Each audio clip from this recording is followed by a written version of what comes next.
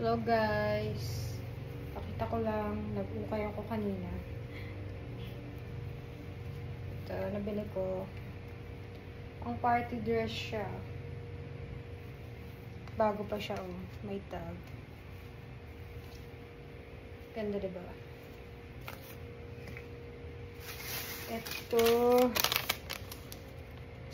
nagpunta ako sa 99 cent store. Kasi magko-close na sila. Sa lahat doon, I think 20% off. So, ito yung mga nabili ko sa 99 cent store. So, ilan ba ito? 1, 2, 3, 4, 5, 6, 7, 8 items. Bali, nayaran ko $21.14. So, pakita ko sa inyo na nabili ko, guys.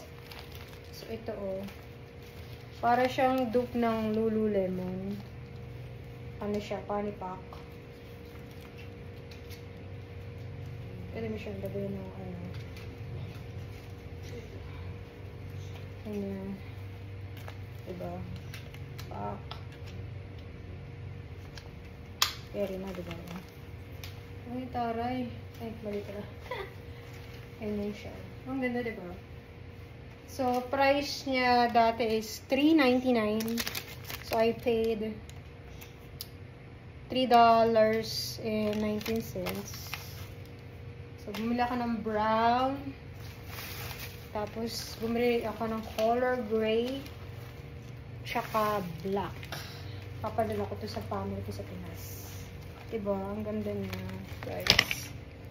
Tapos, bumili din ako ng ano, tawag dito, yung slip-on siya na shoes. Ito para sa mama ko kasi ayaw niya ng may sintas eh. Pwede na ito, diba? Ganda. So, $4.99 siya dati. Tapos, I paid $2.39. So, ito blue. Parang navy blue siya. Tapos, ito naman sa big sister ko. Sa panganay namin. Ganda o gray kasi gusto niya slip-on. Ganda niya. So, yun lang muna guys. Bye muna. Bye.